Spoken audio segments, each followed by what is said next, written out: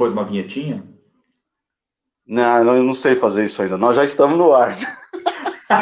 Nós estávamos falando aqui, o Bruno estava me cobrando, para todo mundo que está aí nos assistindo, uma boa noite. Primeiro, obrigado por todo mundo acompanhar. E o Bruno estava aqui dizendo se eu não tinha feito uma vinhetinha, né, para fazer a abertura e fechamento. Eu falei que os meus conhecimentos técnicos nessa área ainda são muito principiantes.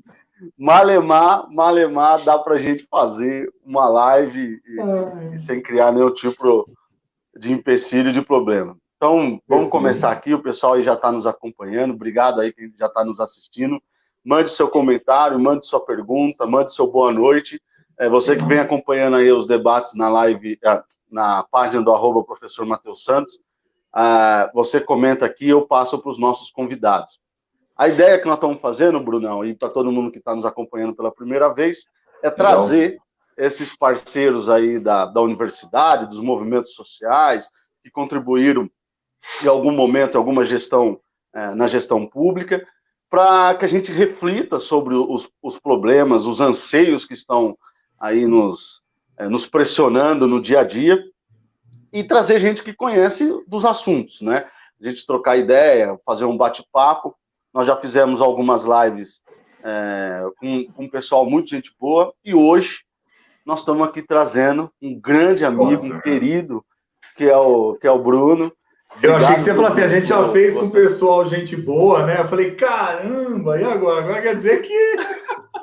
Não, a gente já fez e vai continuar fazendo com o pessoal gente boa que se predispõe, e o Bruno é uma dessas pessoas. Quem conhece ele sabe desse jeito simpático dele, cheio de energia, sempre à disposição para o debate. Obrigado. É um pesquisador por excelência e também um professor que eu sei que os alunos adoram lá na Unesp, o pessoal da natureza, que eu também conheço, que você já deu aula, adoram lá. E obrigado, viu, Bruno? Obrigado por você ter aceito o convite.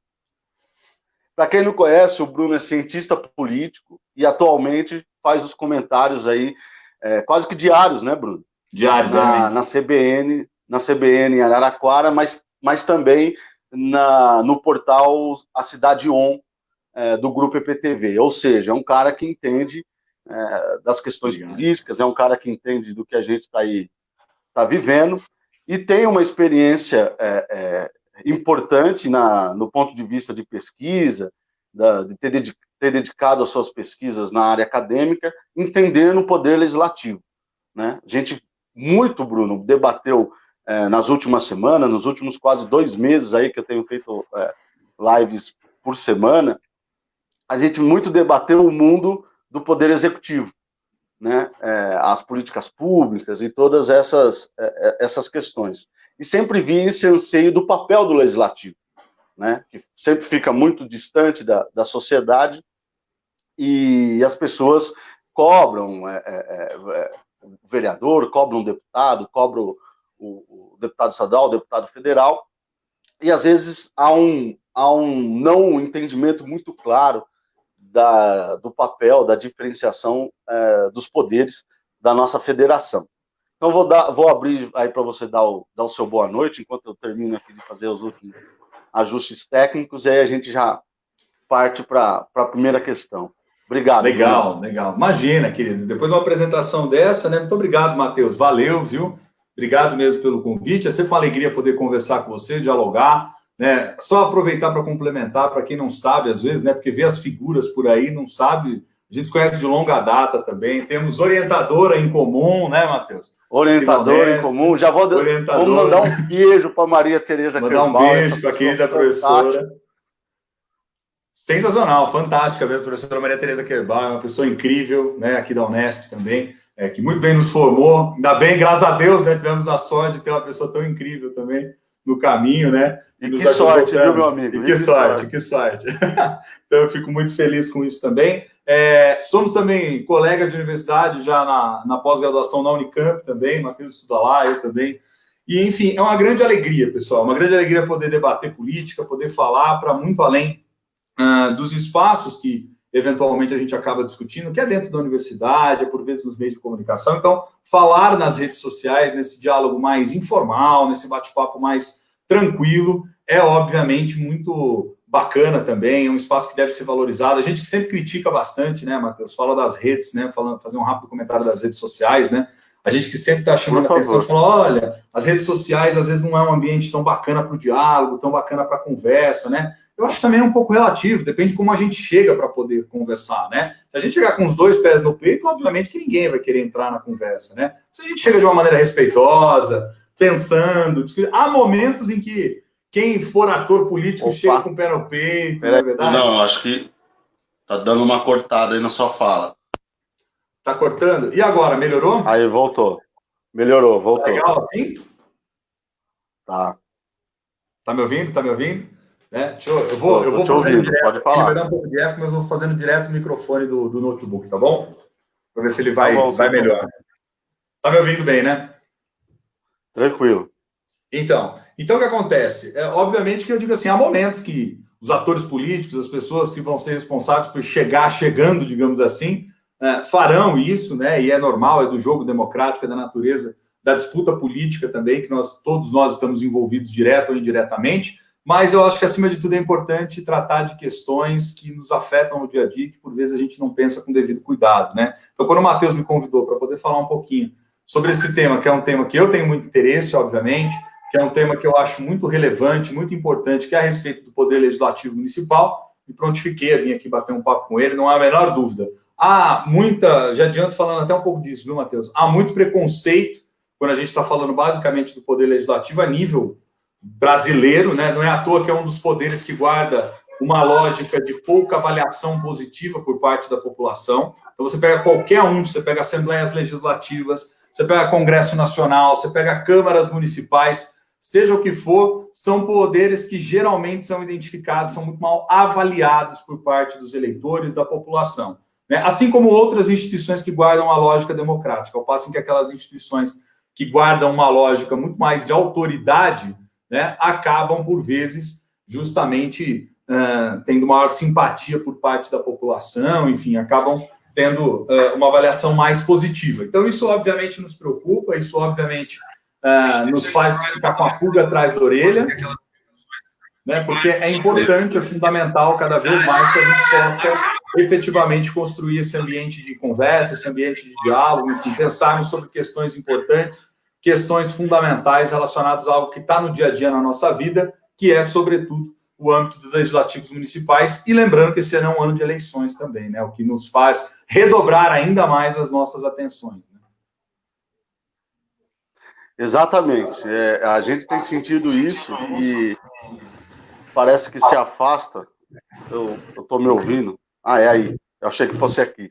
A internet hoje parece que vai ser um desafio para a gente. Eu já caí, o Bruno já deu uma travada. Então, calme, que talvez seja o grande fluxo de lives que nós estamos vendo hoje em dia. Mas é exatamente isso, Brunão. Aparece que um profundo... eu usei a palavra distanciamento, mas acho que você usou o termo correto. Profundo preconceito do papel do legislador, talvez por parte do desconhecimento, por parte do processo de amadurecimento da nossa democracia. E é exatamente nessa questão que eu queria que você, como pesquisador, como professor, já começasse a falar aqui com a gente, né? Qual que é a responsabilidade do Poder Legislativo, independente do nível da federação, seja em câmaras municipais, seja em assembleias estaduais ou na Câmara Federal, e dizer por que o Senado não é o espaço legislativo também? Qual que é a diferença da responsabilidade do Poder Legislativo frente às responsabilidades do Poder Executivo e do Judiciário na configuração do Estado e da Federação Brasileira? Eu acho que essa é uma pergunta fundamental, uma pergunta importante que você faz, porque a gente precisa imaginar o seguinte: nós estamos muito acostumados, quando a gente fala, sobretudo, em poderes, né, enfim, responsabilidades e tal, né, só fazer uma coisa. Sandrão, boa noite. Sandrão é uma figura querida também, né? Aqui a mensagem. Boa noite, amigos. Boa noite, Sandrão. Alegria ter você aqui com a gente. Beijo, Sandrão. Então, obrigado, viu? Esse é parceiro Sandrão, mesmo. Figuraça. Esse é diferente. Esse Sandrão é figuraça. Sandrão é figuraça. Enfim, Eu acho que é o seguinte, Matheus, a primeira coisa que a gente tem que levar e que tem que considerar é que talvez a gente tenha muito enraizado em nós uma perspectiva de que executivo executa, legislativo legisla e judiciário julga, né? Isso está muito incrustado no imaginário popular e a gente leva isso muito a ferro e fogo quando a gente está principalmente pensando nos atores políticos, pensando em funções, né, discutindo, debatendo, pensando o que esses atores deveriam fazer, né? E eu acho que a gente precisa entender um pouco mais a realidade. Eu sempre costumo dizer o seguinte: acho que o movimento que é sempre bacana da gente fazer é primeiro conseguir entender as coisas como elas são, para depois a gente poder projetar, né, melhorias, poder tentar entender aquilo que poderia funcionar de um jeito mais bacana, numa perspectiva mais ideal. E eu estou dizendo isso por quê? Porque uma das coisas que já nos salta aos olhos de saída, assim, uma coisa que é dada, é o fato de que, por exemplo, nós temos um arranjo político no Brasil onde o executivo tem um ator muito forte. Então, as figuras que estão à frente do executivo são figuras, né, que têm uma capacidade muito forte do ponto de vista legislativo, inclusive. E isso torna um pouco confuso na cabeça das pessoas que seguem essa divisão clássica, né, essa divisãozinha quadradinha, que tentam pensar dentro das caixinhas. Porque elas se esquecem que justamente é o processo de fazer política que vai aproximar esses poderes, né? Então, esse é um primeiro aspecto interessante da gente pensar. O executivo no Brasil ele tem um traço muito forte. Obviamente que a gente poderia investir aqui um tempo dizendo de onde vem isso. Em tese, vem de alguns elementos herdados, inclusive, das constituições passadas, como da Constituição do período militar, em que você tinha a figura do decreto-lei, que depois foi convertida na lógica da medida provisória, por exemplo, né? Vale lembrar que vários governadores estaduais têm esse tipo de recurso, que é algo ali fundamental também, que é uma capacidade de poder, né? Um poder importante, fundamental, constitucionalmente garantido, outros não têm. Então, o que acaba acontecendo? Nós temos uma configuração política onde o executivo ele é um ator muito central e as pessoas esperam muito do poder executivo também, né? Essa é uma informação interessante da gente pensar, porque vamos pegar um dado recente, né? Um dos dados recentes apresentado pelo DIEESE, que é o órgão do Departamento Intersindical da Câmara dos Deputados, mostrou que veja bem, um quarto dos deputados federais que foram eleitos agora em 2018, eles vão voltar para suas respectivas cidades, vão voltar para respectivos redutos eleitorais para disputar campanhas para as eleições municipais para prefeito. Tanto é que teve toda uma situação de embate, de discussão, para quem minimamente acompanhou o debate político, né, a respeito do adiamento das eleições, que agora ficou marcado em definitivo para acontecer nos dias 15 de novembro, primeiro turno, e 29 de novembro, segundo turno, né? Você tem ali quase um quarto desses parlamentares que tem interesse direto na carreira do executivo. Aí as pessoas já imaginam, mas eu achei que o cara entrava lá, tinha aquela mamata, queria ficar lá a vida inteira, não queria mais sair. Não é bem assim que funciona, né? O cálculo ele é mais complexo, vamos dizer assim. Primeiro que você tem essa síndrome do executivismo, no caso brasileiro, né? Eu costumo sempre dizer para os meus alunos, eu costumo sempre falar, você tem essa espécie de ânsia por estar no executivo. Por quê? Porque você tem do outro lado uma democracia que foi sempre construída de maneira muito frágil em relação ao papel do parlamento, ao papel do legislativo, né? Nós temos um histórico de democracia frágil no Brasil. Essa que é a grande verdade, né? Se você para imaginar, por exemplo, né, as sociedades que guardam uma relação muito forte de relação política, que eu digo, da sociedade com o parlamento, são aquelas sociedades em que o parlamento foi a própria expressão da construção democrática. No Brasil, se a gente pega desde os primórdios, desde a origem, a gente sabe que os processos eles se deram, por exemplo, sempre muito ao avesso, né? Sempre muito ao avesso, né? O que você vai dizer, por exemplo, de um poder que desde o início da nossa história republicana, como é o caso do legislativo, já foi fechado, já foi alvo de atos institucionais, alvo de imperador que mandou dissolver, do Vargas que mandou fechar, por mais de 16 vezes na nossa história republicana. Então, quer dizer, não é pouca coisa isso. Isso não significa pouca coisa, né? Em termos culturais, inclusive, de como as pessoas se relacionam com o parlamento, tá? Então, acho que tem esse elemento, que é um elemento muito deficitário da nossa cultura política, né? Que, por vezes, faz com que a gente crie essa percepção de que o parlamento é sempre o lugar da bagunça, é sempre o lugar do jeitinho, é sempre o lugar onde os caras querem se dar bem, onde os caras querem virar carreirista, que não fazem nada. Obviamente que tem aqueles que são assim, mas também tem gente que faz as coisas acontecerem. É que nós já temos esse preconceito em relação ao parlamento de maneira geral. E aí tem um segundo ponto que eu queria explorar, e aí depois eu passo para você de novo, para não me alongar muito, né, para a gente poder ir batendo papo, que é o seguinte... Não, você é o convidado. Não, mas é legal ir falando, aí você vai colocando outras questões para a gente pensando. Mas tem um segundo elemento que eu acho fundamental também, que é um preconceito dentro disso que eu estou dizendo, que é fora essa síndrome do executivismo barra essa desvalorização do legislativo que eu acabei de falar, é uma profunda incompreensão a respeito do papel do parlamento, né? Não estou dizendo da nossa cidade, você pode pegar no geral, né? Você chega num período como esse, né? Tem muita gente que guarda, muito candidato, tem muita gente que guarda aquela lógica da baciada, né? Então o cara chega assim, quantas leis você fez? Eu fiz 3.472 leis, né? Eu fiz 2. Cara, não é isso, entendeu? Não é por aí, talvez, que a banda deveria tocar. Ou não é por aí, talvez, que a gente poderia politizar melhor as pessoas para repensar o papel do parlamento, entende? Né? Por quê? Porque o parlamento, por vezes, ele não vai ser aquela casa que vai fazer aquilo que a gente imagina. Aí as pessoas se deparam, por exemplo, com o fato, vou pegar um dado a nível nacional, como você colocou a questão nacional, de que a maior quantidade de projetos que são aprovados não são de iniciativa individual dos parlamentares. Porque, gente, é uma questão de raciocínio. Imagina você. Você está numa casa em que você tem 530 pessoas deliberando, num país de 8 milhões de quilômetros quadrados, com 26 unidades federativas, mais um distrito federal, com desigualdades absurdas, necessidades de políticas e serviços públicos absurdas, tendo que negociar uma agenda em comum. Meu amigo, se cada um for lá e falar que eu quero propor 1.000 leis, não vai sair nada do papel. Porque política não é o que eu quero que você quer, é o que nós conseguimos construir, né? E para isso é preciso ter capacidade de convencimento, é preciso negociar, é preciso, por vezes, perder no debate para poder conceder em alguma coisa e fazer avançar. Essa é a lógica da política, né? E as pessoas se esquecem disso. Então, elas acham, por vezes, né, que por ter essa relação, que é uma relação muito personalista com essas figuras políticas, porque nem sequer, às vezes, as pessoas se lembram que quando você está dando seu voto ali para um deputado federal, para um vereador, para um deputado estadual, você está primeiro votando no partido. É o que eu sempre falo, gente, olha para o partido primeiro, né? Vê se esse partido tem uma identidade coletiva, né? Vê o que está rolando, vê como é que está organizada essas coisas. Eu quero ver o que o fulano está vendo, porque eu não voto em partido, eu voto em candidato. De fato, você escolhe o candidato, mas não pode ter essa coisa personalista individual só. Porque se for só isso, a gente só reitera os estereótipos que a gente já tem.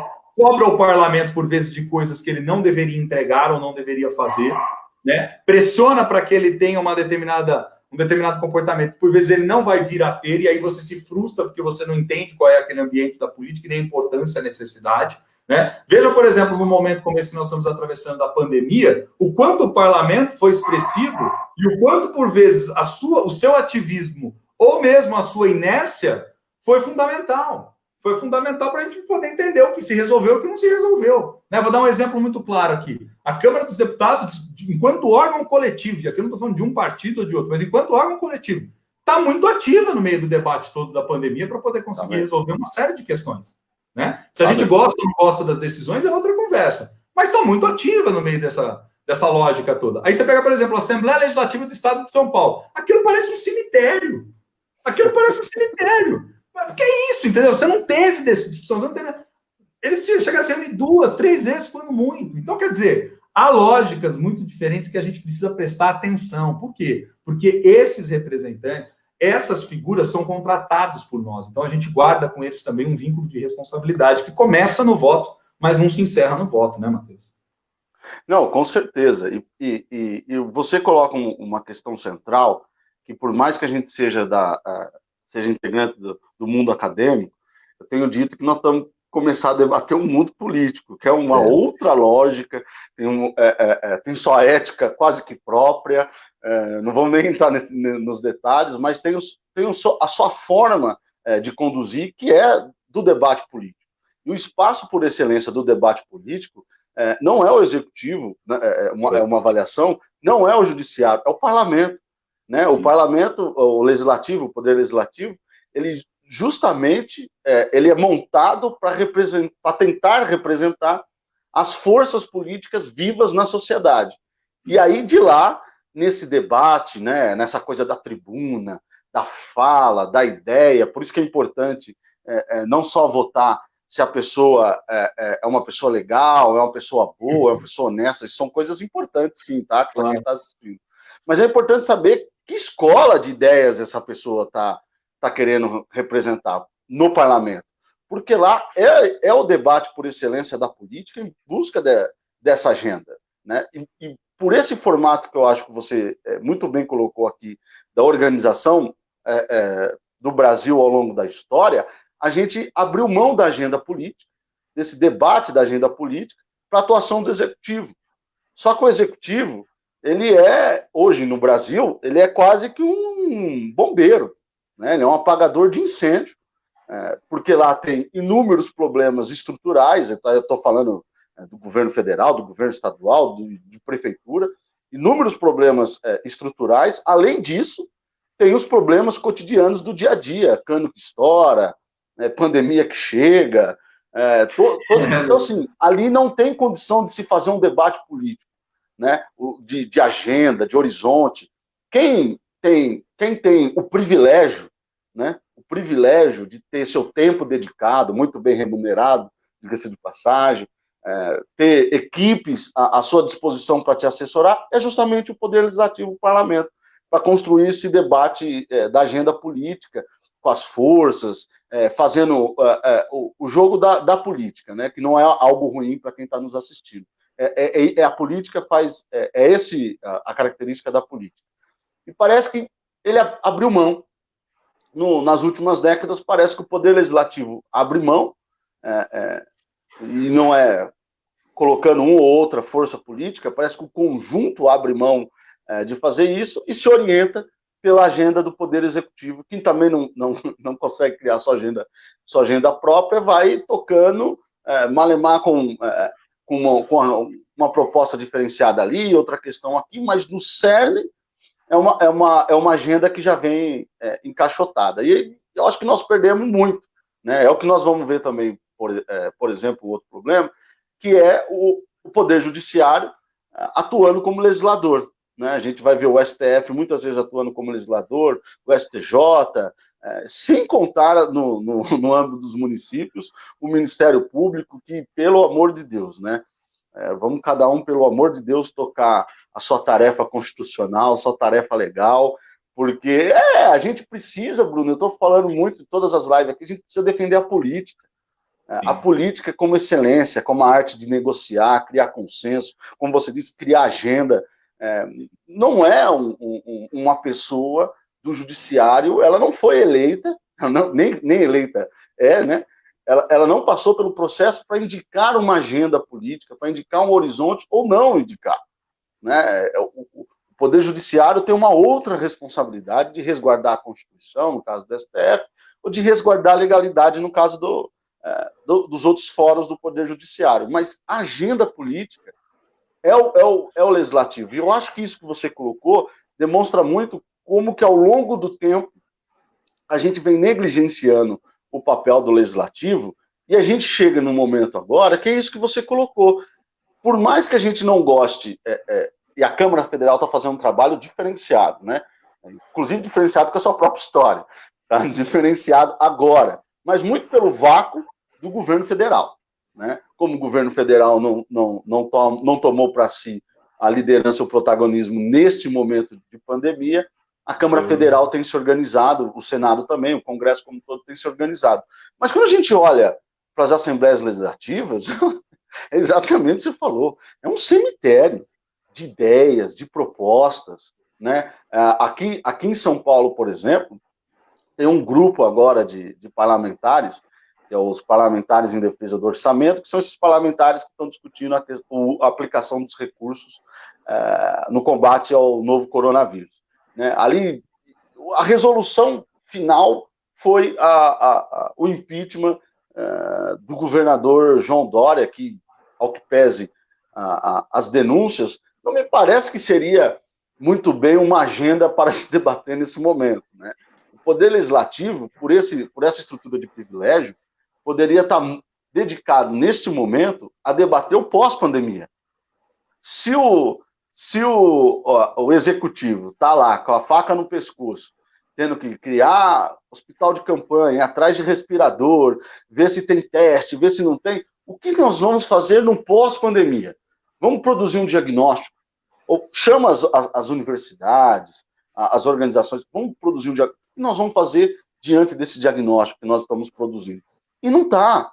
O debate passa, e aí a gente teve um azar tremendo de a pandemia acontecer em ano eleitoral, né? porque aí você junta todas essas características que o Bruno colocou e que eu estou colocando aqui, acrescenta a ansiedade, o desespero do processo eleitoral. Né? Todo mundo quer aparecer, todo mundo quer debater. A Câmara de Araraquara, por exemplo, ficou quase 2 meses, para mais de 2 meses, sem falar sobre a questão da pandemia, porque tinha ali um querendo apresentar uma coisa, outro querendo apresentar outra, outro querendo conversar com o governo, outro querendo não conversar com o governo, e não produz um debate de ideias. Nós vamos já entrando aí no 5º mês desse fatídico momento que vivemos. Já deixo aqui o meu abraço fraterno, o meu pesar às famílias que perderam seus entes queridos. Já passamos, eu não sei, eu não vi o número de hoje, mas acho que acredito que já passamos dos 70 mil mortos e caminhamos aí para quase 100 mil mortos. Estamos caminhando aí para um número grande de desempregados, e a gente não vê o parlamento na esfera, nesse momento, na esfera estadual, municipal, assumisse esse papel que poderia, esse papel de liderar a discussão pós-pandemia, muito por essas características, né? E outra coisa que eu acho interessante, Bruno, que eu queria colocar para a gente pensar, para a gente refletir, é que geralmente, quando a gente olha para e você comentou isso, quando a gente olhava para o Poder Legislativo, aparecia sempre um quadro político, né? Aquela pessoa que se coloca como estadista, que faz um debate político, que consegue olhar todos os setores, que consegue refletir sobre um futuro de país, um futuro de Estado, um futuro de cidade, e me parece que o Poder Legislativo parou de produzir esses quadros, né? Se a gente parar para pensar na disputa para presidente da República, né, os três primeiros candidatos eram o segundo e o terceiro, não eram oriundos desses quadros do Legislativo, e o que era oriundo desse quadro legislativo que venceu era justamente desse perfil mais ruim, né? Vou ficar nos menores adjetivos aqui, porque a ideia ainda não é desqualificar o presidente da República. Então, assim, não produz mais quadros, né? Não apresenta mais pessoas dessa capacidade de não olhar só para temas e representar temas ou representar algumas questões setoriais, mas de olhar para o futuro e para o futuro do país, para o futuro do Estado e para o futuro municipal. E aí eu já quero entrar no segundo ponto que a gente combinou e já te passar a bola, né? Eu tenho afirmado, ontem eu fiz um debate muito legal com um professor de Itaquaquecetuba, uma grande cidade do nosso centro urbano aqui da região de São Paulo, que o grande desafio da política, na minha avaliação, enquanto operador da política, enquanto militante e também enquanto pesquisador, é justamente produzir uma ideia de cidade, né? Parece que a gente conseguiu, ao longo do tempo, ao longo das últimas décadas, formular ideias, orientações programáticas, propostas, sempre pensando o Brasil. Mas nós abandonamos, parece, com o horizonte de cidade. E quando a gente pensa nessa questão do horizonte de cidade, do debate de ideias da cidade, retoma de novo o papel do Poder Legislativo, né? Nessa perspectiva, como pesquisador da área, como que você compreende que são os maiores desafios das câmaras municipais hoje, enfrentando todo esse histórico que você colocou, né? Todas essas questões históricas da formulação da nossa, podemos dizer assim, da nossa formação política, do contexto da conjuntura, da pandemia, dos partidos enfraquecidos, os partidos de hoje não são os partidos de 30, de 40 anos atrás, os partidos estão enfraquecidos, eles não estão formulando quadros, não estão estudando quadros. Isso é uma crítica aos partidos políticos. Eu sou um partidário, tenho partido político, é uma crítica meu, inclusive, né? Qual que para você, que é um estudioso nessa área, os maiores desafios das câmaras municipais nesse momento? Legal, legal. Eu acho que tem alguns pontos importantes aí nessa reconstrução que você fez, Matheus. Eu quero primeiro começar por uma questão que não é nem respondendo a sua pergunta, mas é algo que você havia dito que eu acho fundamental, que é recuperar, ou mais do que isso, né, deixar de demonizar a política. Né? Eu acho que esse é um mega de um desafio, deixar de demonizar. Esse é talvez um dos desafios mais substanciais, porque hoje em dia a gente cai em algumas, vamos dizer assim, é o que eu costumo dizer. Ainda hoje eu estava dando aula para uma das turmas, né, minha, e eu estava falando, e eu dizia justamente um dos cursos de educação política que eu coordeno, né, no setor corporativo, e uma das coisas que eu estava colocando o pessoal no horizonte é o seguinte, veja, eles levantavam uma série de preocupações em relação a como se posicionar nas redes, estava discutindo e debatendo a questão das fake news, de como pensar, de como ter, talvez até cumprir melhor o seu papel de cidadão, sem querer necessariamente entrar em polêmicas baratas, em debates baratos, sabe? Querendo justamente como que você qualifica tudo isso. Gente, é muito difícil, é muito difícil. Por que eu digo que é muito difícil? Porque nós vemos um processo na sociedade brasileira, que é um processo em que, basicamente, foi dito para a seguinte, Fabrício, também, boa noite, tinha uma pergunta do Sandrão, depois você faz para mim aí, viu, Matheus? Ela passou aí, tá? O Sandrão também tinha escrito alguma coisa. Tem umas 3 perguntas aqui já, eu vou fazer, também. Gente, peraí. Chique. Fabrício, meu aluno também, né? Fabrício, gente boníssima. Então, o que acontece? Tem uma coisa legal aqui que a gente precisa pensar, que a gente precisa tentar reconectar, Matheus, que eu acho que é o seguinte, não só as pessoas entenderem o quanto a política é importante, mas elas começarem a ter maior sensibilidade a respeito do impacto das decisões políticas na vida delas. Né? E eu costumo fazer sempre exercício. Você tem que fazer um exercício muito simples, cara. Você abre a janela da sua casa, a gente não pode, né, evite sair usa máscara, aquela coisa toda que a gente já vem falando, mas você abre a janela da sua casa, dá uma boa olhada na rua, e aqui eu estou falando, independente de onde você estiver, se estiver na Araraquara, se estiver em qualquer lugar, dá uma boa olhada.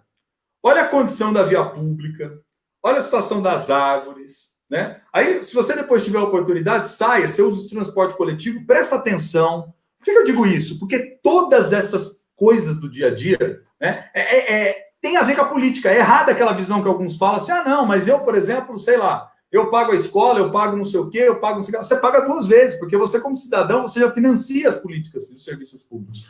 E mesmo aqueles que falam assim, não, eu não gosto de política, eu não me envolvo com política, eu não acho interessante, eu não acho legal e tal, né? Melhor não me envolver, não ficar na minha, no meu quadradinho aqui, quietinho e tal. Qual que é o grande X da questão? Né? O grande X da questão é que vai ter sempre alguém que gosta se envolvendo, vai ter sempre alguém que gosta decidindo, vai ter sempre alguém que gosta colocando o seu ponto de vista. Então, quanto mais pessoas a gente consegue justamente mobilizar para que elas possam entender que elas são importantes, você não é mais um na multidão. A sua voz é importante, a sua participação é importante, a sua conscientização é importante, porque você tem um efeito em cascata, inclusive. Nós vivemos em comunidade, nós conversamos uns com os outros, temos as nossas áreas de influência, temos os grupos que a gente frequenta, né? E eu digo assim, tentar reconstruir esse nexo da política, ele é talvez um dos maiores desafios que nós vamos ter como sociedade. Por quê? Porque nós viemos de uma lógica de destruição constante. Pegando, por exemplo, do ponto de vista das próprias eleições municipais, né, que tem a ver, inclusive, com o debate do Legislativo, se a gente parar para pensar, em 2016, ganhou muita força no debate político naquele momento, a ideia do não político. Isso é ruim. Isso não é bom. Né? Tem gente que achava bom. Né? Porque aquela ideia de, precisamos ter bons gestores. Né? Não, eu sou um bom gestor. Né? Gente, gestão que funciona bem é a gestão que tem liderança política. Né? Se você não tiver justamente liderança política, como é que você vai ter capacidade de poder imprimir uma boa gestão? Uma coisa tem que andar de mão dada com a outra. Né? Porque, no final das contas, tudo isso tem a ver com decisão política, tem a ver com a qualidade com que você faz a política. E quando você me coloca, por exemplo, no horizonte, porque isso em 2016 foi muito evidente, né? Ganhou atenção outros fatos, as eleições do Trump nos Estados Unidos, que era uma novidade, na época que chacoalhou todo mundo político, aqueles escândalos que tinha dado, dos russos, enfim, estava todo mundo concentrado naquilo, menos em pensar, né, os municípios brasileiros, menos em pensar a política no âmbito mais doméstico, ali que começa nas nossas cidades, que é onde efetivamente a gente sente o efeito dos serviços públicos, né? O Henrique também, abração, pessoal. Algumas eu consigo ver, gente, outras eu vou falando aqui, não consigo. Abração para você. Eu vou citar todo mundo aqui, calma aí, gente. Você quer citar todo mundo? Depois você cita. Não, pode terminar. Depois você cita, acho que a que você está falando já está respondendo a pergunta aqui do Jorge Moura. Um abraço, viu, legal. Jorge? Saudade de você, obrigado por aparecer aí. Aí depois obrigado, eu passo Jorge, a do Sandrão e de outro amigo aqui que mandou, que estão falando a mesma coisa. Legal. Henrique, obrigado também. Um grande abraço para você. Então, o que acaba acontecendo, gente? Eu sempre fico pensando o seguinte, sabe, Matheus? A gente fica muito com essa coisa do distanciamento, esperando que elas aconteçam, e a gente esquece que nós somos os principais atores, nós cidadãos somos os principais atores.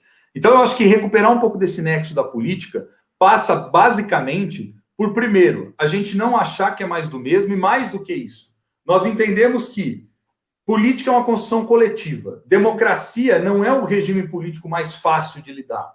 Fácil é você não ter que fazer nada, só que aí também você não pode opinar. Você não pode... Fácil é isso. Você fica sentado no sofá esperando ali o que vai acontecer. Então, quer dizer, a democracia é um regime difícil. Né? E ela é difícil por um motivo, porque todos nós somos corresponsáveis em relação ao que acontece com a nossa comunidade.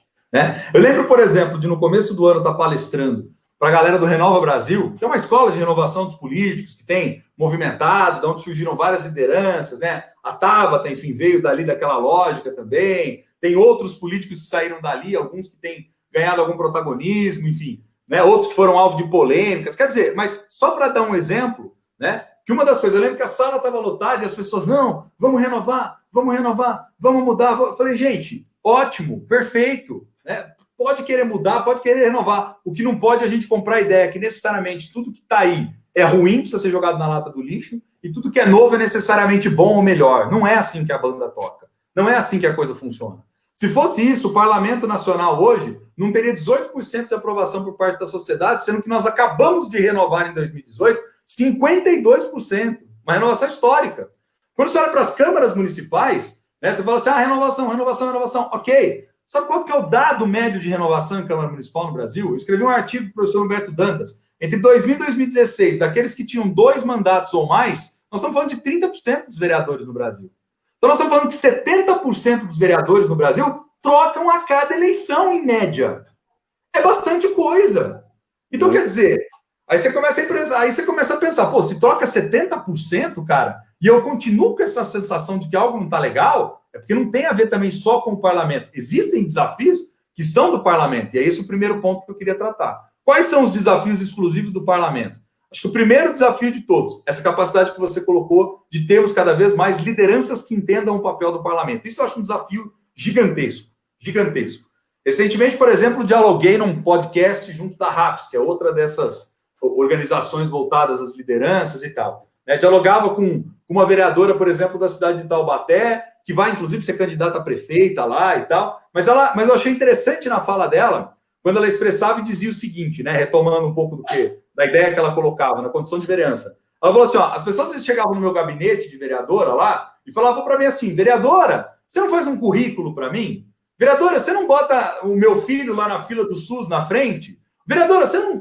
Tipo assim, aí ela falava assim, eu não posso fazer isso, meu amigo. Ah, não, mas o vereador do gabinete X diz que faz. Ela falou assim, senta aqui um minutinho que eu vou resolver o seu problema. E aí ela falava o quê? O que ela resolveu o problema? Ela falou assim, em 30 minutos eu ficava explicando para ele sobre a função do legislativo. A pessoa saía com a orelha desse tamanho, ia embora reclamando, xingando comigo. Ela falou assim, mas eu pelo menos ficava com a consciência tranquila que eu estava cumprindo com a minha função de conscientizar, que também é importante na condição de uma liderança de um representante político, percebe? Com certeza.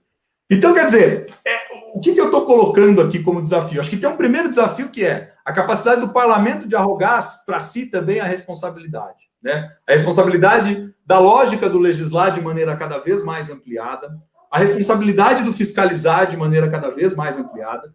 Né? E aí vem o segundo desafio que eu acho que está associado a cumprir bem essas funções também, que diz respeito a uma certa lógica maior, cada vez mais intensa de profissionalização das câmaras, Matheus. Isso também não é algo que a gente pode desconsiderar quando a gente avalia a nível nacional. Eu lembro, por exemplo, obviamente que esse relatório hoje talvez possa estar até defasado, mas é um dos únicos que a gente tem de dados macro mesmo a nível de Brasil. Eu lembro de um relatório da Interleges, que é uma secretaria do Senado, no qual eles fizeram o primeiro censo do legislativo brasileiro em 2005, né, das câmaras municipais brasileiras, né, considerando que nós temos 5.568 câmaras municipais brasileiras. Né? Então, eles fizeram um censo, e uma das coisas que mais me chamou a atenção, assim, dos dados, alguns que eu lembro de cabeça, né, de quando eu li aquele relatório, porque tem várias coisas que você vai falar assim, poxa, essa é a realidade do parlamento. Esse é o parlamento. Então, eu vou dar um dado, por exemplo. Você tem mais de 30% dos legislativos que não funcionam em prédio próprio no Brasil. Cadê a lógica de separação dos poderes? Você tem vários desses que não têm endereço eletrônico com a legislação disponível para a população poder consultar. Você tem vários desses que os vereadores, por exemplo, não tem nem sequer gabinete particular, individual, para ele poder atender uma pessoa que vai lá. Você tem dos quadros de profissionais das câmaras municipais, a maior parte só profissionais do direito, como se o debate político se resumisse a uma questão de ordem jurídica. E aqui não é diminuindo os profissionais de direito, em hipótese alguma. São absolutamente fundamentais dentro dessa casa. Mas ali, definitivamente, não é só não isso. É uma casa só jurídica. Ela lida com política e serviço público. Então, pensar em profissionalização do legislativo é pensar também em quadros que possam auxiliar os representantes a pensar sobre políticas e serviços públicos, com base em dados, com base em informação qualificada. Quando a gente olha para a Câmara dos Deputados, a gente tem a perspectiva de que aquilo é a realidade do Brasil, e aquilo não é a realidade do Brasil, no nível mais elementar, que é o das cidades. Então, veja que tamanho de desafio que nós não temos a nível nacional, né? A Constituição de 88 dotou os legislativos municipais de uma grande capacidade política e de uma grande responsabilidade que diz respeito à autonomia orçamentária do município. Ou seja, os legislativos, eles deliberam sobre toda a grana, não é sobre R$1, não é sobre um pequeno pedaço. Eles deliberam sobre toda a grana de investimento de política de serviço do município. Né? Então, vamos pegar Araraquara, que é o nosso caso. Então, nós estamos falando que os 18 vereadores da Câmara de Araraquara, seja os que agora estão, os que estarão depois, os que já estiveram antes, que era em menor quantidade, porque foi mudando a quantidade de cadeiras, enfim, essas figuras foram responsáveis nos seus respectivos mandatos, desde 88 para cá, pelas políticas de serviço público. Não é responsabilidade do prefeito, é responsabilidade do parlamento. Ele legisla, ele vota, ele discute. Só que, por vezes, você tem uma dificuldade gigantesca em termos técnicos de como lidar com orçamento, por exemplo. Né? É um dos fatores. Quantas câmaras municipais já não vi por aí? Algumas que eu cheguei até a estudar, não vou falar o nome aqui, tá? Mas outras do interior, meu Deus, que eu lembro que, por exemplo, você pegava, vou dar um exemplo claro, você pegava o PPA. O que é o PPA? É o Plano Plurianual, que é aquilo que você estabelece as metas da gestão de desenvolvimento e investimento das políticas de serviços públicos para 4 anos, né?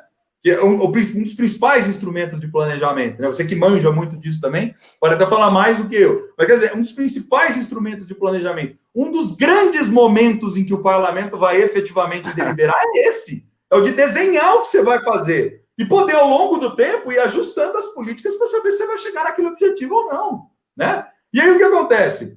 Eu peguei quantas câmaras municipais você não pegava? A pessoa que fez o Ctrl-C, o Ctrl-V, não teve o capricho de mudar o nome da cidade. E eu não estou falando em lugar distante, eu estou falando no interior do estado de São Paulo. Né? Enfim, locomotiva do Brasil, aquela coisa toda. Discurso todo. Enfim, é uma coisa que está aqui do nosso lado, entende? Esse é um desafio. Você quer ver um desafio que é um dos mais expressivos? E é isso que eu falei naquela ocasião para a turma. Eu falei, vocês querem fazer uma renovação política diferente? Comecem valorizando, por exemplo, o trabalho de fiscalização do parlamento. Pega os planos de governo, que por vezes são verdadeiros slides horrorosos, que não ligam nada para lugar nenhum também, né? Pega os planos de governo, compara o plano de governo com aquilo que tem no PPA, que foi estabelecido como meta, e vê se essas coisas dialogam. É um exercício complexo, mas vamos nos propor como sociedade um dia fazer isso. Eu sei que tem gente que começou a fazer isso já, né? E quando você vai vendo, por exemplo, se não me falha a memória, eu dialogando com o Beto, o pessoal do CLP, do Centro de Liderança Pública, fez um levantamento das capitais brasileiras, né? E com base em alguns critérios tentou ver se aquilo que estava nos planos de governo estava previsto nos PPAs ou vice-versa. Aí, quando você via, aquilo que estava no PPA estava aqui em cima. O plano de governo estava lá na esquina, dialogando com outra coisa. Você quer ver uma dificuldade que as pessoas têm? Por exemplo, o primeiro ano de gestão. Então, em todos os nossos 5.570 municípios brasileiros, né, os prefeitos que vão assumir no ano que vem, eles lidam com o primeiro ano cumprindo, por exemplo, ou tendo que cumprir em tese com aquilo que foi o PPA votado antes. Exatamente. E aí, chegou nos objetivos? Não chegou? Quer dizer, esse é um trabalho de inteligência legislativa, vamos chamar assim, que é um trabalho que, fundamentalmente, quem que tem que cobrar? Quem que tem que estar em cima? É o parlamento. Né? É a responsabilidade do parlamento. Falou, ó, senhor prefeito, o senhor prometeu ó, XYZ aqui e o senhor cumpriu isso. E o resto, como é que fica? E veja, isso não tem a ver com ser oposição, ser situação. Porque, óbvio, você pode dizer assim, ó, se for a oposição, talvez politicamente explore de um jeito, se for a situação, pode se blindar de outro, né? Mas veja, essa é uma tarefa do legislativo, né? Essa é a ideia de legislar no sentido mais amplo, entende? Então, eu vejo que, infelizmente, isso é um traço do Brasil, que é um traço muito problemático, essa lógica da fiscalização, que é uma lógica muito forte, que deveria estar associada ao trabalho de fiscalizar o orçamento, né, de poder entender minimamente os instrumentos de gestão e de planejamento, que é saber olhar para as secretarias do Executivo, saber olhar para aquilo que foi projetado para poder cobrar de maneira qualificada. Isso é algo que a gente patina ainda muito, porque é muito daquilo que você colocou no começo. As pessoas esperam muito do Executivo, o Executivo, por vezes, está sempre com a faca no pescoço, tentando também resolver, e não é, obviamente, tirando a responsabilidade, porque também tem a sua responsabilidade fundamental em controlar a agenda, porque tem poder constitucional para fazer isso, né? Mas também tem que ter disposição política para querer fazer.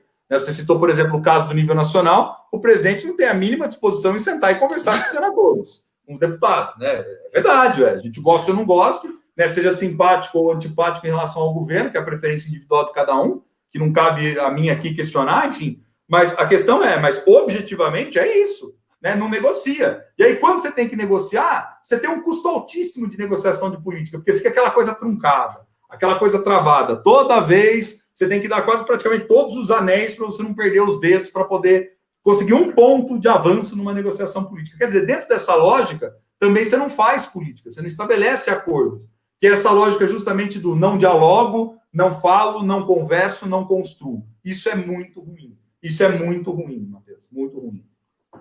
Brunão, deixa eu agradecer aqui o professor Ricardo Martins, o Sandrão a gente já falou, o Dani, obrigado, viu, Dani? Tá lá no Rio Grande do Sul ou você tá na Argentina, Dani? Depois você fala aí. Temos presenças internacionais, né? Temos, debate internacional. O Fabrício, que foi nosso aluno, o Jorge Moura eu já falei, o Marcelo Catalani, o professor Henrico. Obrigado, viu, Henrique, pelo carinho. Eu vou te passar aqui 2 perguntas, do Sandrão e Dori Edson, que eles estão falando em palavras diferentes, mas sobre a mesma questão, que é o distanciamento do que é debatido, do que é decidido no Poder Legislativo, do sentimento do cidadão. Né? E aí eu já quero colar naquele outro assunto. Né? A gente sempre debate participação social, ampliação da democracia, trazer as pessoas para perto no Poder Executivo. Né? Orçamento participativo, conselhos, e por aí vai. E no Poder Legislativo, me parece que a gente não quer mais, não tem muito se esforçado em debater inovações democráticas para que torne o Poder Legislativo mais próximo dos seus eleitores. Porque é importante as pessoas saberem que nós temos um processo eleitoral, né? Agora talvez possa mudar com a nova regra, onde não pode mais fazer coligação entre partidos, cada partido precisa ter a tua chapa de candidatos ao Poder Legislativo, mas até a eleição de 2020, a gente tinha essa coligação.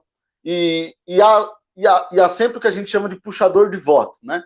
Por isso que os partidos políticos nas cidades, nos estados e no Brasil ficam buscando os puxadores de voto. Aí ele traz uma pessoa que tem Só fazer um parênteses nessa sua fala aí, né? Você fala do puxador de voto e tal. Mas eu lembro que há um tempo atrás, Matheus, não vou lembrar agora de cabeça o nome do estudo, mas teve um dos meus colegas da Universidade Federal do Paraná que fez um estudo muito bacana sobre isso, que ele mostrava, por exemplo, no município, uma figura que as pessoas consideravam muito dentro dos partidos, isso regra nacional, tá? Não falava de um ou outro lugar, que era a figura dos empurradores de voto, que sempre foi muito desconsiderada, que era fundamental, porque você pega muitas das cidades, é difícil você... Vamos dar um exemplo com base em dados concretos e históricos da cidade de Araraquara. Araraquara é uma cidade que, independente do partido político, nós não temos histórico de puxador de voto. Você não tem histórico de puxador de voto. Não. Você pode pegar a votação. Uma vez eu fiz o pente fino em todas as votações para vereador em Araraquara, desde 1900 e bolinha até agora. Quer dizer, você não tem essa figura. Quando você tem pessoas que têm uma votação muito expressiva. Já tivemos lideranças políticas, inclusive mulheres com votação muito alta, como foi o caso lá atrás da Deodata, por exemplo. Né? A própria Edna, uma vez, chegou a ter uma votação expressiva. Né? E mesmo quando você pega aqueles vereadores... Oi? A Edna chegou a ser, numa legislatura, mais votada. Exatamente. Então, quer dizer, você pega algumas figuras que tiveram ali uma votação expressiva, mas não chega a ser, mesmo com essa votação expressiva, a ideia do puxador de voto, né? Ao estilo de um Tiririca, por exemplo. Por quê? Porque é legal você falar isso também, porque eleições municipais, ao contrário do que as pessoas imaginam, é sempre mais do mesmo. Não é não, gente. Ela é muito competitiva. Muito. A média de competição eleitoral no Brasil para município, nós estamos falando de 6 a 7 candidatos em média.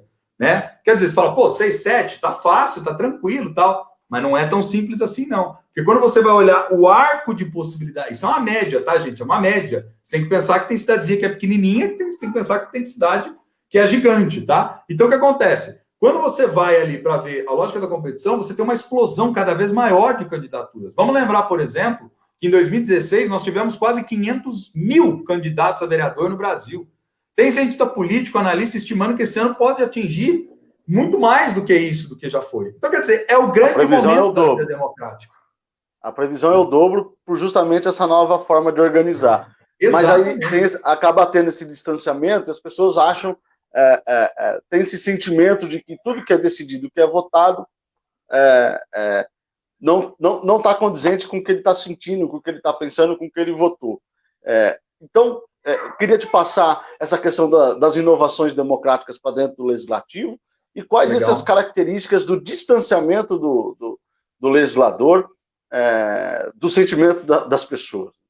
Legal. Isso é uma pergunta... Bom, primeiro que a pergunta do milhão, né? Você me faz, né? Não é uma pergunta simples, né? Porque, quer dizer, resolver em alguma medida essa pergunta, aí talvez resolva o problema, parte substancial do nosso problema de distanciamento democrático e de frágil conexão de representantes e representados, né? Mas acho que, assim, tem algumas coisas, alguns caminhos, talvez, que a gente possa pensar que são interessantes. Eu acho que até que do ponto de vista institucional, o Poder Legislativo, ele tem possibilidades cada vez maiores de convocar a população, de chamar, de incentivar, de mobilizar, né? Você tem, por exemplo, audiências públicas, que são um momento muito interessante da vida do parlamento, quando você convoca a população, desde que haja uma preocupação muito substancial em traduzir aquilo que está sendo discutido numa linguagem simples para as pessoas poderem se apropriar também do debate, né? Porque não adianta ter um nível de tecnicalidade tamanho que as pessoas não vão compreender também aquele debate, porque você não cumpre com a função de aproximá-las. Você vai cumprir basicamente com a função de ter número, mas a qualidade do debate, o nível de envolvimento, não vai cumprir com aquilo que você efetivamente espera. Eu acho que uma coisa interessante que a gente teve, sobretudo nesse momento da pandemia, foram as experiências, por exemplo, digitais de participação, né? E o que eu quero dizer, as experiências digitais de participação? Perceba que quando a gente fala nessa coisa da tecnologia, tem uma coisa que não é menos importante nesse debate, que é a informação, né? É a informação. Então, o que acaba acontecendo? Muitas das pessoas... o que será que o Legislativo decidiu? Elas, obviamente, elas vão na imprensa, vão ouvir, que são pessoas que são órgãos que fazem a checagem da notícia. Mas muitos vão ter a concepção deles com base naquilo que recebeu no smartphone, né? Então, você recebeu lá no blog da tia Nena, né? Que você ouviu que o vereador X fez tal coisa. E você segue aquilo como parâmetro. Então, quer dizer, um esforço muito gigantesco por parte dos próprios legislativos, Matheus, na minha avaliação, né, de tornar pública a informação de maneira simplificada, de maneira clara, de incentivar as pessoas a buscarem aquilo, já é um primeiro passo muito importante. E resolveria, talvez, dois problemas numa tacada só. Que é, por um lado, a questão das fake news, que é cada vez mais um absurdo, vamos dizer assim, né, que é cada vez mais complexo. E, por outro lado, você resolveria o problema justamente de você não dar publicização e transparência aos atos, que é cada vez mais fundamental. As pessoas, às vezes falam, mas tem os canais, né? Tem os canais. Tem o canal lá, o que falta, por vezes, é interesse da população. É óbvio que a gente vai ter que considerar o seguinte, né? Tem uma questão que tem que considerar que é o seguinte, né? Estamos numa sociedade onde as pessoas são livres para elas poderem escolher o que elas querem.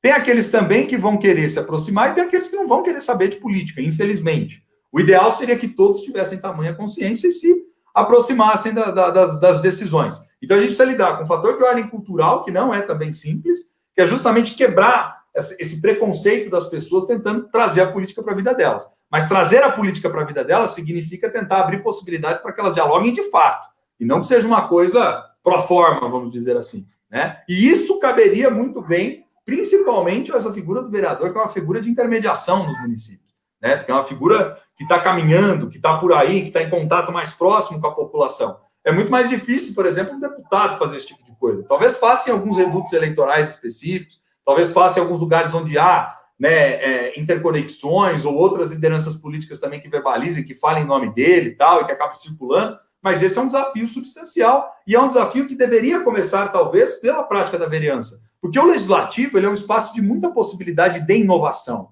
né? Muita possibilidade de inovação. Quando eu falei, por exemplo, aqui da questão da Constituição de 88, dos mecanismos, do que se pensava, né, ali a respeito, basicamente, de toda essa coisa da ampliação da participação política, tinha um princípio ali que era muito interessante, muito bacana que estava posto, que era a ideia de que a maior descentralização política, frente a um histórico que nós tínhamos de muita centralização das decisões, ela era quase que sinônimo de democracia.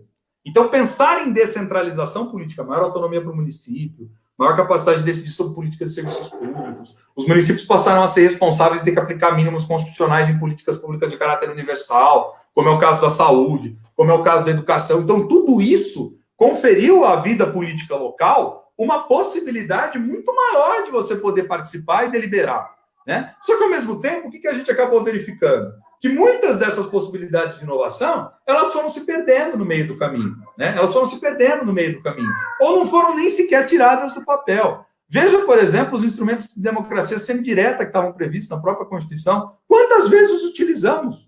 Quantas vezes? Pouquíssimas. Raríssimas vezes, né? Vamos pegar na nossa própria cidade. Quantos projetos de lei de iniciativa popular, que é uma coisa interessantíssima da população poder se aproximar, pressionar a pauta do parlamento, quantos que a gente teve ao longo do histórico de Araraquara? Eu arrisco dizer que nenhum, né? Talvez possa até ser que tenha um ou outro, desconheço, enfim, mas eu arrisco dizer que nenhum. Ou seja, então há dois desafios, E eu sempre costumo dizer, uma vez eu falei isso numa fala para vários líderes políticos de um partido, eu falei o seguinte para eles, eu falei, gente, vocês têm dois desafios, vocês têm que ter essa compreensão. O vereador é aquela figura, assim como o deputado, como outro, que vai cumprir um mandato, que é um mandato externo, ou seja, que é de você se preocupar em se conectar com a sociedade, porque você é a liderança. Então, você tem que trazer para si essa responsabilidade de chamar, de trazer, de mobilizar, de sensibilizar. Isso é fundamental. Se você não faz, né, você não vai também imaginar que espontaneamente as pessoas vão fazer isso, porque não vão. As pessoas geralmente se movem ou se movimentam, ou porque elas já têm uma cultura de participação em algum meio, e aí acaba sendo aquelas mesmas pessoas que já estão dentro dessa lógica, ou quando alguma coisa individual bateu na sua porta. Aí ela vai lembrar, né? Então, aí ela vai lembrar, tem um buraco na rua, eu preciso ir lá falar com coisa, entendeu? Ao invés de ela lá atrás já ter falado assim, não seria mais fácil se a gente tivesse uma organização de moradores de bairro forte e que constantemente estivesse demandando, estivesse lá batendo na porta, pressionando? Né? Então, quer dizer, há desafios de ordem culturais por parte da organização da sociedade, né? E há, ao mesmo tempo, também, eu acho que esse é o elemento mais fundamental de desafio na minha leitura. Mentalidade de liderança. Eu acho que nós temos muito poucos líderes políticos com esse tipo de visão, Matheus. Eu acho que essa é uma coisa. Por que eu acho que tem isso?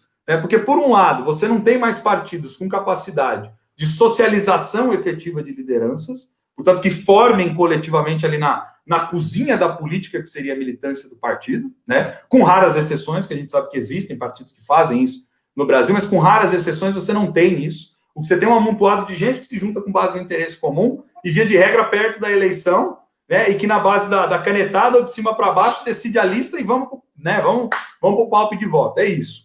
Então, quer dizer, você não tem o partido como essa estrutura, como essa organização, com capacidade de formar, inclusive, né, de promover um processo educativo de conscientização, de formar liderança especificamente. Não é à toa que o que a gente verificou nos últimos anos, de aumento disso que a gente chama de escolas de políticos, de iniciativas desse tipo, de organizações que fazem esse tipo de trabalho, aumentou tanto. Por quê? Porque na incapacidade, por vezes, de fazer isso, você tenta fazer o quê? Você tenta, de outras formas, chegar para tentar qualificar cada vez mais essas lideranças, entende? Então, eu acho que um papel que é um papel fundamental que os partidos deveriam cumprir e foram deixando ao longo do tempo, por N fatores, né? Porque os partidos também mudaram muito, porque o ambiente também mudou muito, se tornou muito competitivo, enfim, são N fatores, por nível de organização, de estruturação, de recurso, de padrão de militância, tem uma série de fatores que a gente poderia considerar. Mas o fato é, o desafio está aí, né? E nós não conhecemos democracia sem partido político, pelo menos não em termos de experiência histórica concreta. Então, quer dizer, nós vamos fazer o quê? Nós vamos se livrar dos partidos? Alguns pensam que é a melhor solução. Então, alguns pensam que a melhor solução é você individualizar mais a política.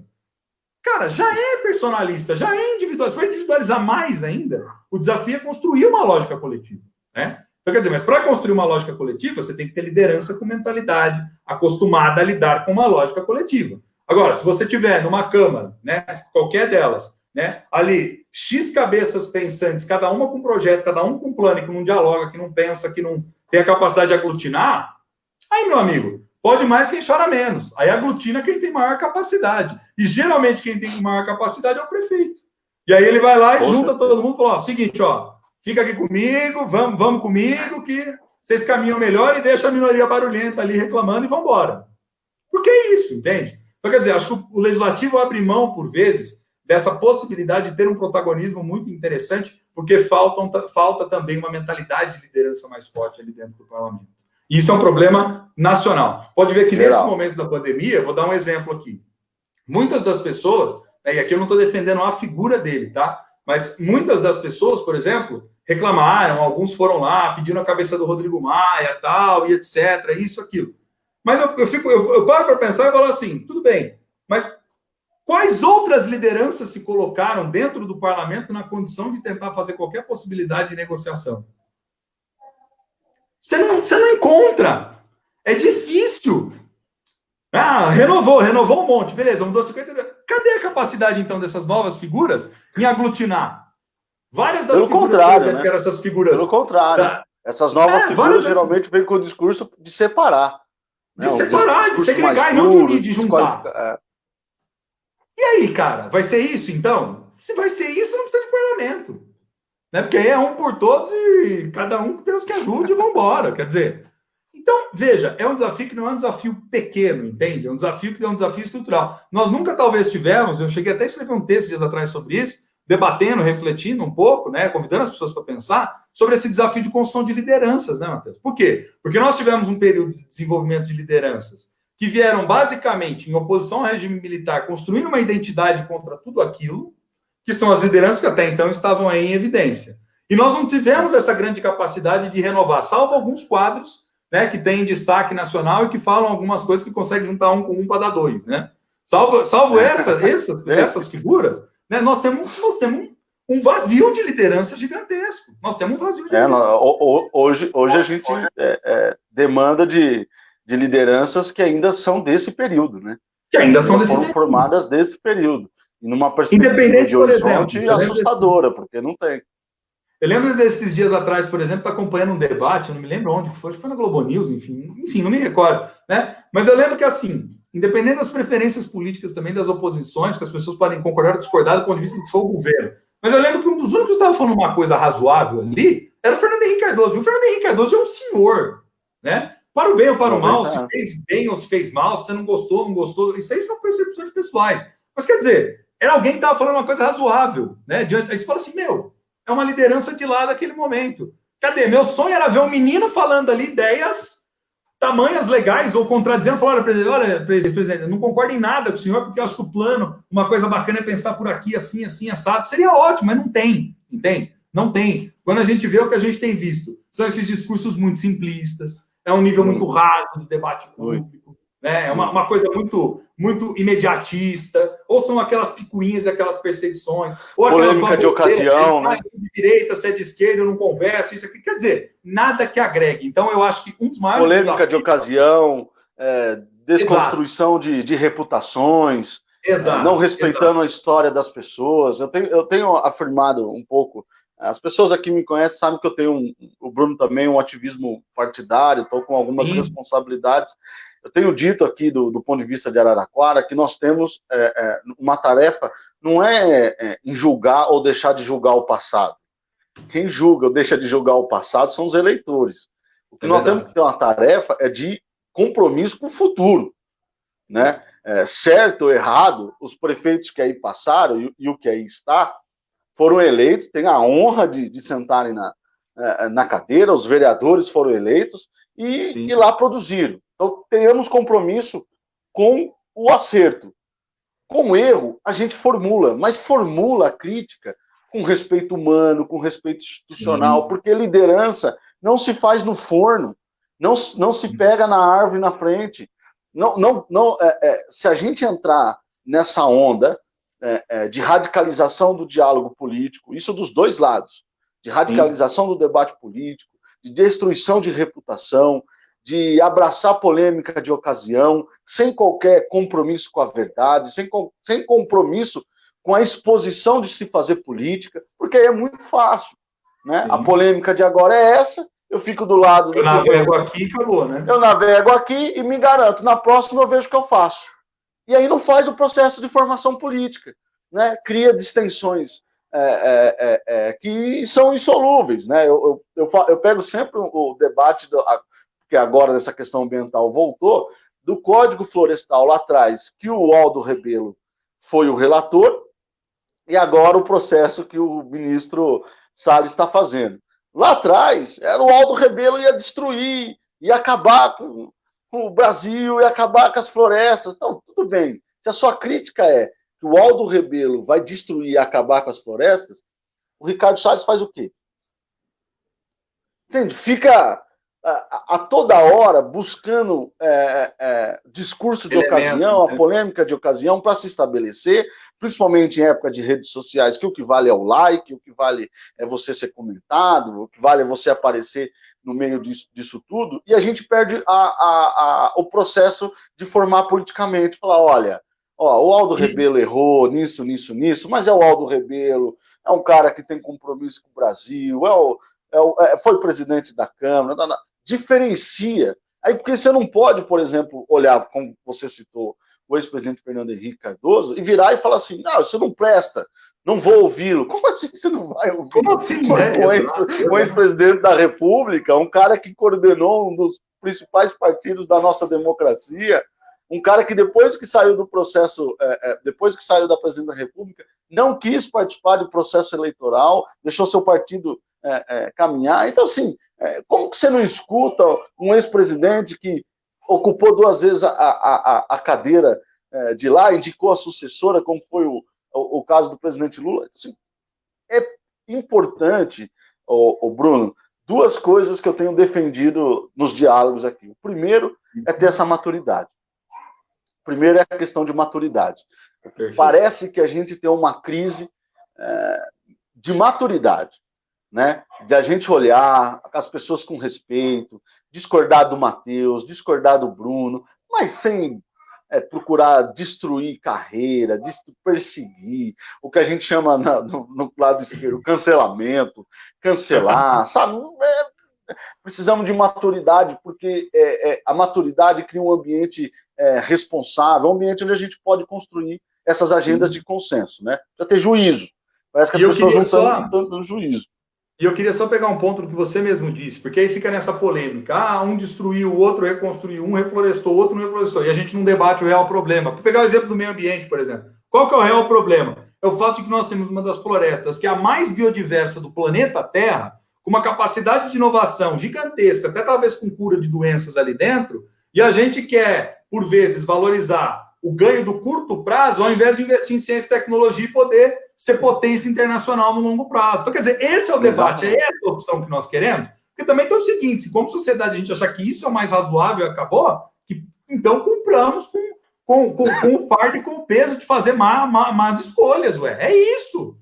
Mas agora, é esse o debate importante que a gente tem que fazer, né? Por exemplo, um debate fundamental. Não é saber se o Bolsonaro vai criar ou não vai criar uma política social, isso vai ter um impacto eleitoral, não vai ter. Isso não importa. O que importa para nós é o quê? É o fato. O que é o fato? O fato é, nós temos milhões de desempregados no Brasil hoje, por exemplo, né? E não só milhões de desempregados no Brasil hoje, como nós não temos ainda um plano claro de como nós vamos tentar fazer, como você disse, a partir da própria casa, a partir das próprias cidades brasileiras. Quais são os planos? O que está sendo pensado? O que foi projetado? O que está sendo planejado? Né? É pura e simplesmente voltar? É um novo normal? Não é? Como é que vai ser? O que a gente vai fazer com essas pessoas? O que a gente faz com um país se a gente não investir em ciência e tecnologia? Né? A gente vai ficar, ou a gente vai continuar achando, por exemplo, a universidade é coisa de, desculpa a palavra, de maconheiro, de coisa de orgia. Quer dizer, não melhora o debate, entendeu? Não avança. Porque na hora que o bicho pegou, todo mundo precisou da ciência e da tecnologia para poder ali dar o suporte. Né? E agora que está pegando para você poder descobrir a cura de uma vacina, você precisa de muito investimento de base para as universidades poderem ter capacidade de fazer pesquisa. Né? E esse investimento tem que ser constante. Então, quer dizer, o que interessa para nós é, independente do governo, independente da linha, a questão é, vai investir? Não vai? Vai cumprir com as prioridades? É aquilo que, novamente, eu coloquei. É comparar aquilo que está posto no papel como ideal, aquilo que você está programando ou está projetando como oportunidade política, ou por que você, de repente, seja você o político X ou Y, vale a pena te escolher e não escolher o outro, porque tem a ver com as suas ideias, substancialmente. Né? E a gente, por vezes, se esquece disso. E aí vai muito mais numa lógica do compadrio, vai muito mais numa lógica daquilo que você falou. Eu lembro, por exemplo, né, de ler relatos, né, na época do Collor, por exemplo, quantas pessoas não votavam no Collor, e as mulheres, até algumas, né, carregavam a fotinho dele no bolso, na coisa, tal, nossa, porque ele era bonitão, e eles vendiam essa ideia, né, do cara bonitão, que andava de moto, que dirigia coisa, né, lancha, quer dizer, entende? Então, assim, e quantos desses não tem? Eu vou dar um outro exemplo, de uma figura parecidíssima nesse sentido, né? O novo ministro das Comunicações, por exemplo, né? O Fábio Faria, né? Que é o genro do Silvio Santos. Um cara que sempre esteve envolvido no universo midiático. Ninguém faz nem ideia de que ele é. Mas olha só que coisa interessante. O cara, basicamente, está à frente de um ministério, que é um ministério fundamental, que é a maneira como o governo se comunica com a sociedade, num momento de caos, e, diga-se de passagem, tem uma série de dificuldades a respeito dessa comunicação. E como ele é conhecido? Ele é conhecido como o fato de ele ser o genro do Silvio Santos. O que isso agrega em termos do debate? Absolutamente nada. Né? Nada. Zero. Né? A gente não Inclusive, deveria ser um impedimento para ele ocupar esse espaço. Porque ele é genro do Silvio Santos, o Silvio Santos é dono de uma das grandes empresas de comunicações.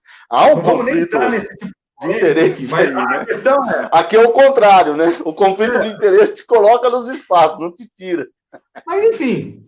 Quer dizer, veja, entende? Eu estou dando um exemplo e o real problema ele acaba não sendo discutido, né? Por exemplo, essa semana nós tivemos uma aprovação, a sanção da coisa do saneamento básico. Há quanto tempo isso não está sendo discutido no Congresso, meu Deus? Isso está parado. Nem me fala, Bruno. Nem me fala. Acordei com o WhatsApp.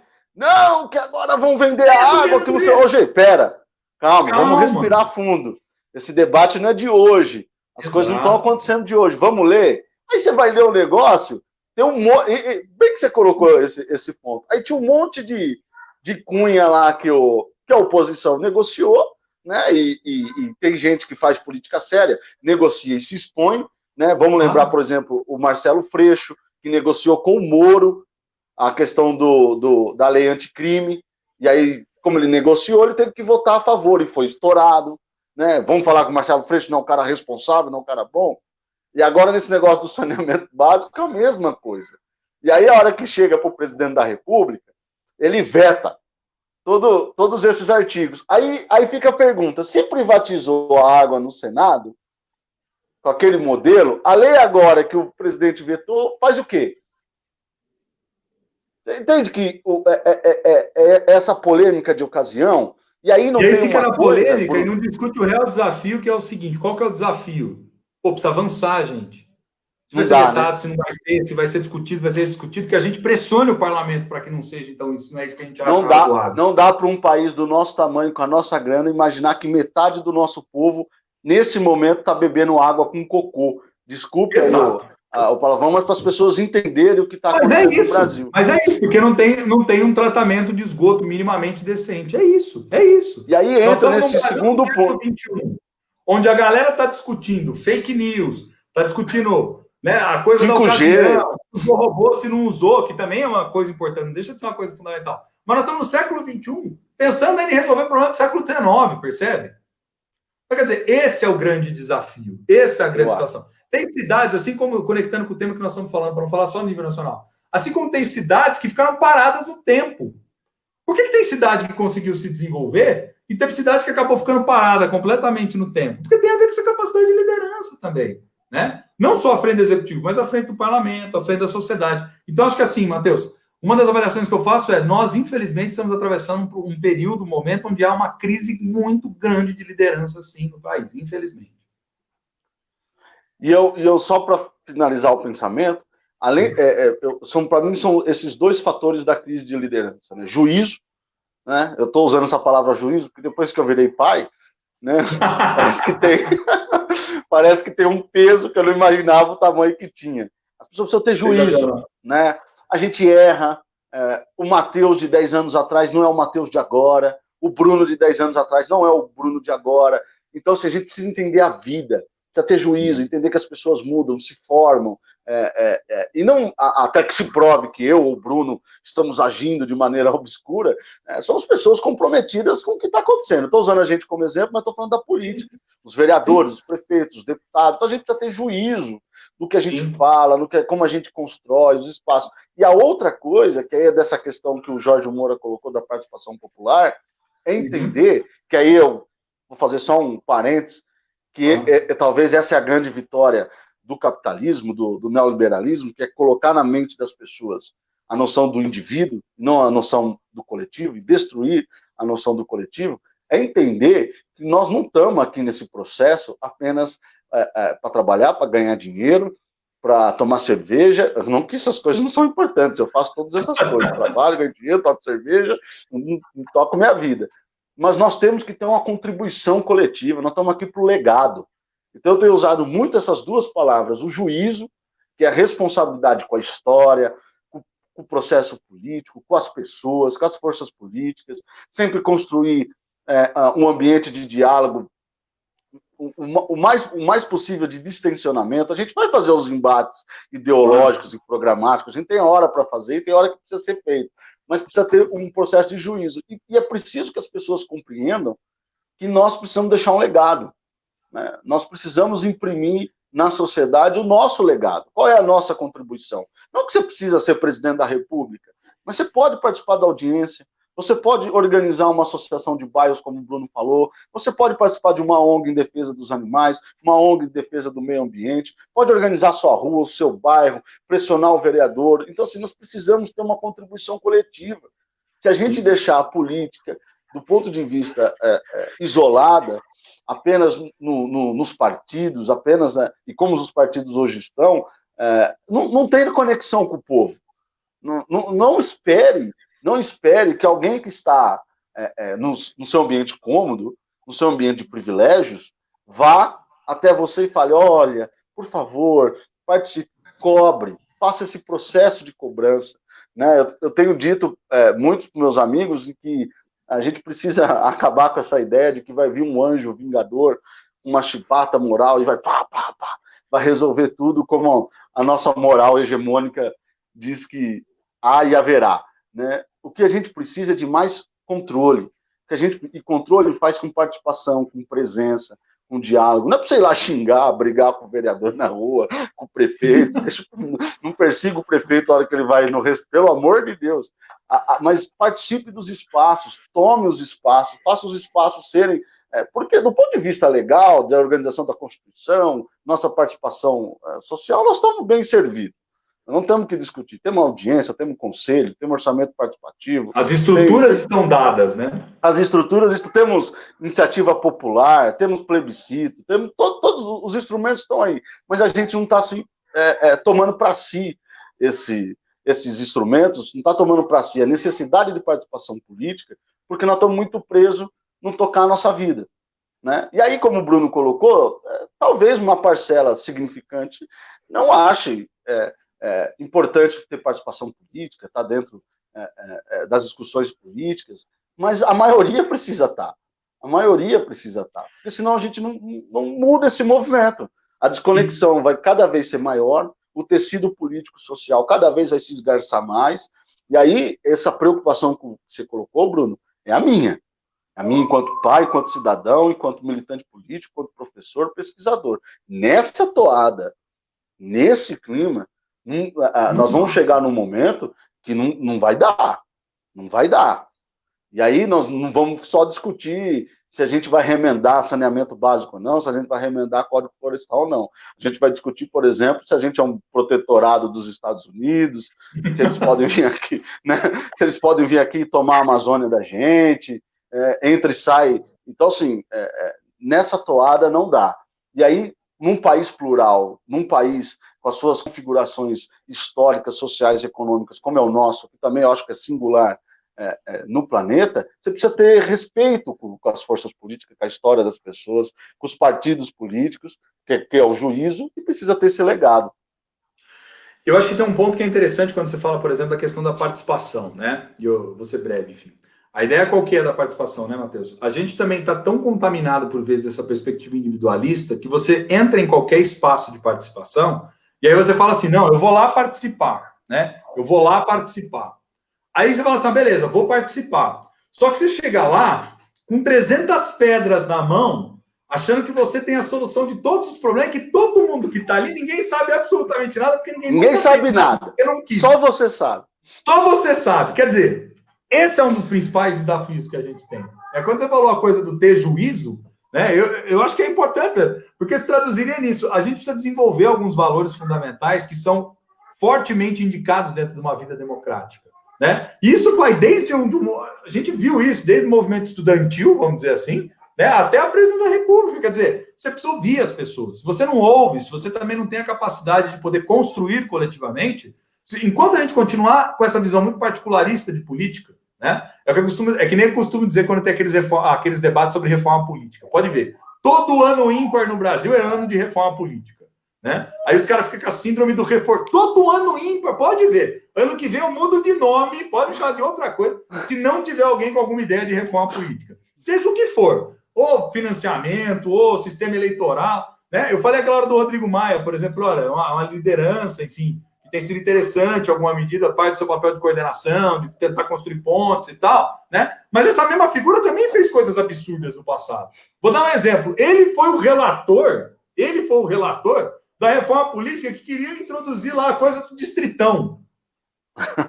Veio da cabeça dele aquilo lá, induzido pelo Eduardo Cunha na época na Câmara dos Deputados. Quer dizer, uma aberração, né? Uma aberração do ponto de vista político. Aquilo, aliás, só não foi adiante porque também a sociedade participou, parte da organizada foi lá, enfim, e ficou em cima. E a universidade também foi consultada. Pô, o que vocês acham disso tudo? E o Senado e a Câmara também tem uma modéstia à parte, assim, tem uma inteligência que é muito grande ali também a serviço deles, né? Em termos de qualidade legislativa, de notas técnicas, de uma série. É absurdo, gente. Absurdo. Fala assim, não, lá é tudo. Não é assim, não. Você tem um nível de profissionalização grande ali dentro. Né? Você tem debates substanciais. É que é difícil fazer política. Mas as pessoas chegam achando que as coisas são tudo fáceis, né? E que elas têm as soluções mirabolantes e que o outro só pode ser burro e não achar que ele tem a solução mágica dos problemas. Tudo se resolve com mera frase de efeito, né? Uma mera frase de efeito e pá, a mágica aconteceu. Acabou. Não é assim, é difícil. Participar não é fácil. A gente começou isso aqui falando, a democracia não é mais simples, mas talvez seja o melhor, porque nele, pelo menos, eu escolho. Nele, pelo menos, eu sou livre para falar o que eu penso, né? Nele, eu tenho a capacidade de contratar os políticos e cobrar os políticos, e mantê-los ou então jogá-los fora. Né? Então, quer dizer, isso é uma coisa fundamental, uma coisa importante, necessária para a gente não deixar de considerar. Mas eu penso que a população precisa realmente, nesse sentido, como você está colocando, muito mais conseguir se apropriar dessa lógica mais coletiva de vida, né, Matheus? Acho que isso ficou muito nítido para nós na pandemia, né? Não dá para você pensar, por exemplo, com base no seu umbigo, não existem soluções mágicas, né? Nem todo mundo que está aí é burro, nem todo mundo que passou é extremamente inteligente, quer dizer, não é por aí que a banda toca. Obviamente, que é o que eu costumo dizer, algumas coisas, não, pelo menos na minha leitura, no meu entendimento, algumas coisas não tem que ter lado, porque são fatos, são dados, é a realidade batendo na porta para você. Né? Então, essa história também, não, vamos ouvir sempre os dois lados. Tem coisa que você não tem que ouvir dois lados.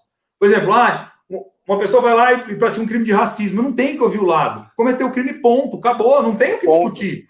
Eu não tenho que relativizar, entende? Essa relativização constante de algumas coisas também é perigosa no debate, porque é onde a gente costuma misturar e confundir, inclusive, a ideia que a gente carrega de democracia, entende? Isso é muito... Por exemplo, algo que atente contra, obviamente, a própria existência da nação, a Constituição, não pode ser considerado normal, entendeu? Por quê? Porque não é. Porque você tem um marco ali. O que é o marco? É a própria garantia da constitucionalidade. Mas eu não gosto da Constituição. Mas eu acho que é outra história. Vamos decidir isso no voto, vamos decidir no parlamento. Né? Se eleja, vai para o parlamento, faz a disputa, não tem problema. Exato, faz a disputa, convence corações e mentes, enfim, né? Vamos em ano ímpar aí disputar para ver se pega um pedaço da reforma política de novo, né? É que tem gente que acha que dá para você botar, eu até brincava no curso, falava isso ontem, né? É que tem gente que acha que reforma política é você trocar um negocinho e você resolve todos os problemas, né? Novamente, respeito as pessoas do direito, porque Tem pessoas muito inteligentes, muito interessantes, mas tem muita gente do direito que pensa assim, criei a norma é isso aqui, quadradinho, e amanhã está pronto, está funcionando. Plim, né? Eu vou falar, vou dar um exemplo. O Barroso, por exemplo, com todo respeito ao ministro Barroso, que eu acho que por vezes é muito razoável em muitas coisas. Ele chega lá, não, agora nós não vamos usar a biometria, porque se utilizarmos a biometria, né, isso vai gerar filas, tal, não sei o que lá. Beleza. E o resto, meu amigo? E o título de eleitor, que o cara vai ter que chegar e vai ter que entregar para o mesário? Não vai ter contato?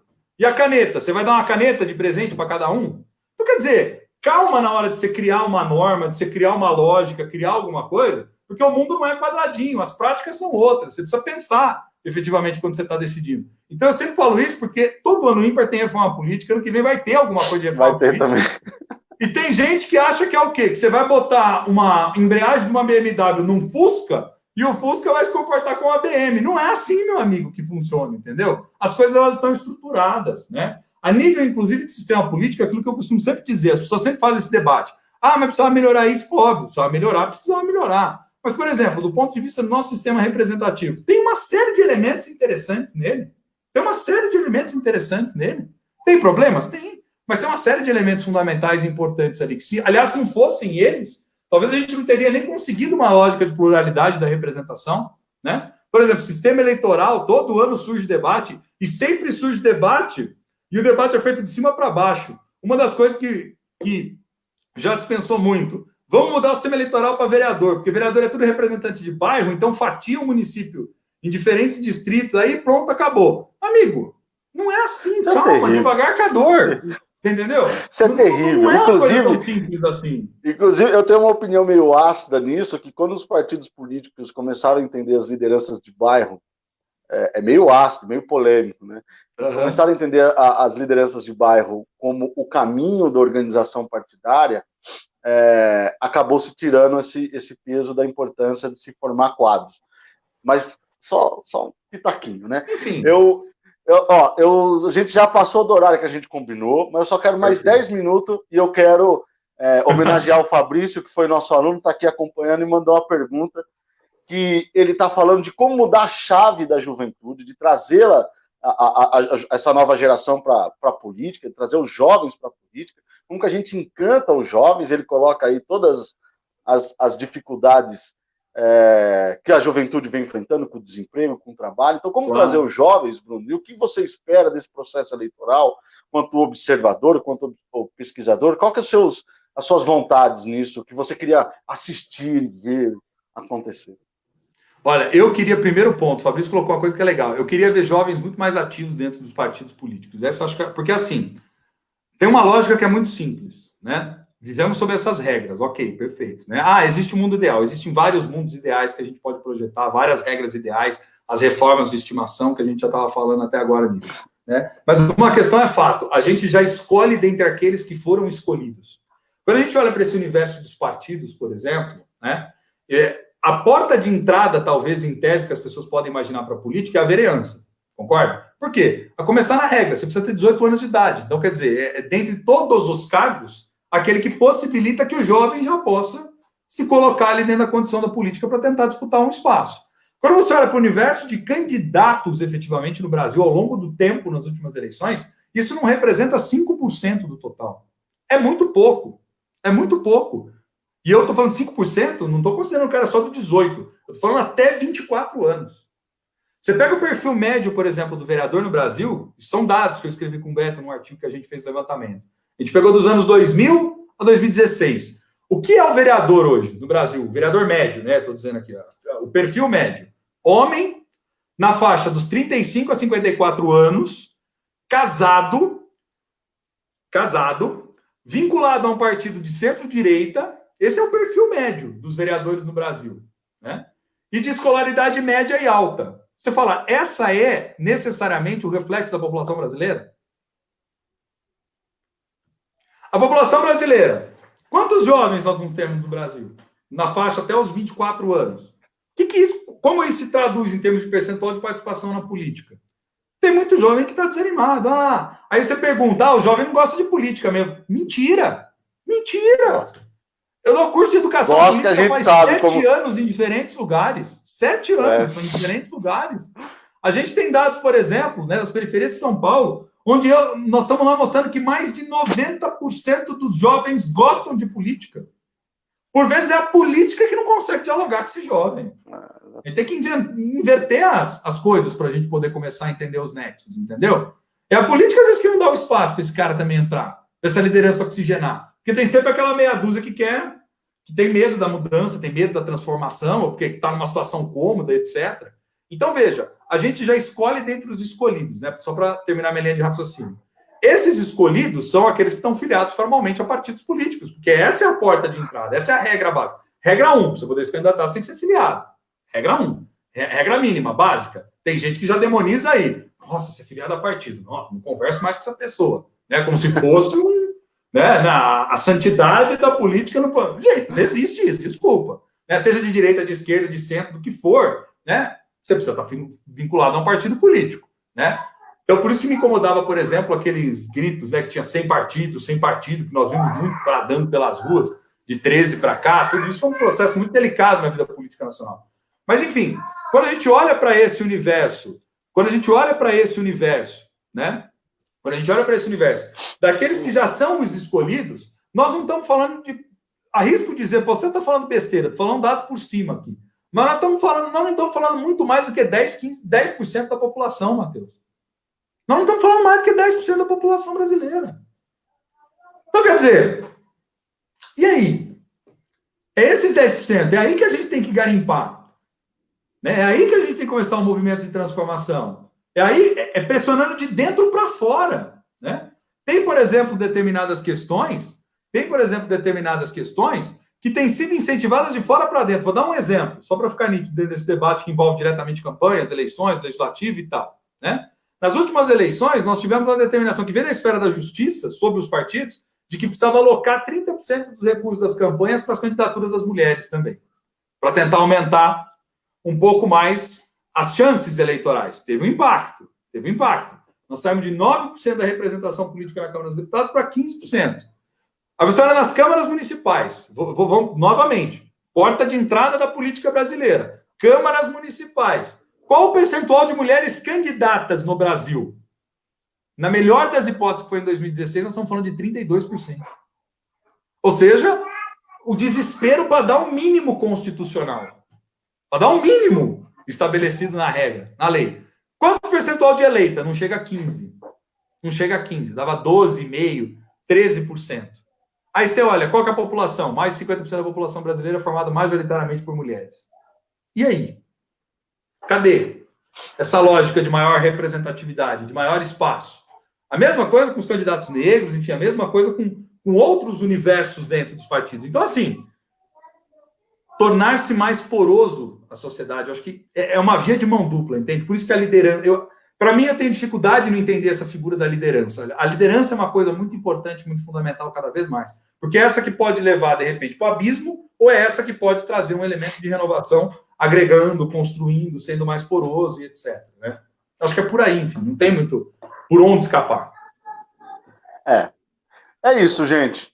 Combinei, vocês sabem que comigo combinado eu fico em cima, não tem muita crise no fio do bigode, comigo combinado é combinado, nós já demos mais do horário combinado, e queria muito agradecer aí todo mundo que acompanhou, que mandou pergunta, mandou mensagem, é para vocês mesmos que nós estamos fazendo esse esforço, a gente sempre colocando esses debates, se expondo, né? A academia às vezes tem medo de se expor, gosta de se expor nos seus artigos científicos, nos seus dossiês, mas não em dialogar e tirar os termos. E também já queria agradecer esse meu irmão querido, Bruno. Obrigado, viu, Brunão? Não só por hoje, mas por todas as conversas que a gente tem, por todo o diálogo que a gente constrói.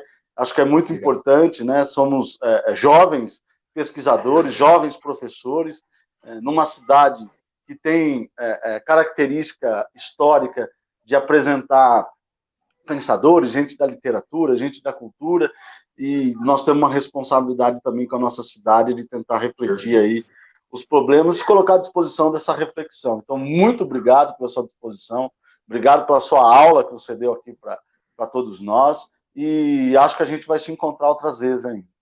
Não tenha dúvida. Eu que agradeço, Matheus, pela gentileza do convite, enfim. Sempre um prazer conversar com você, como sempre conversamos dentro da universidade, então poder levar esse papo, essa conversa, esse diálogo para levar maior conscientização, acho que isso é o mais importante.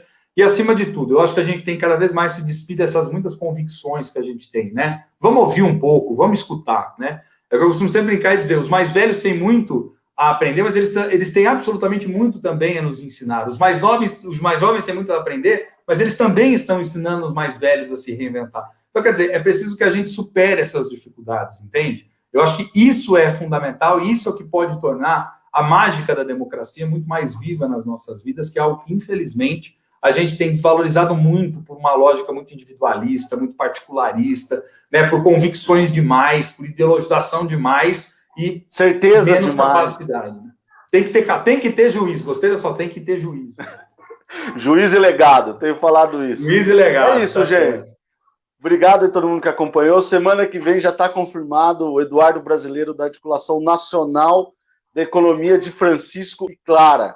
Nós vamos debater, Brunão, semana que vem, novas ideias na questão econômica, como organizar a questão econômica no pós-pandemia. O Eduardo é um grande amigo e está aí nos representando nessa articulação internacional com o Papa Francisco. Que legal, que legal. Aliás, outro assunto mega para o município, economia criativa, gente. Putz, o que tem de coisa para você pensar a partir do legislativo é... E tem um monte, aqui já tem um monte.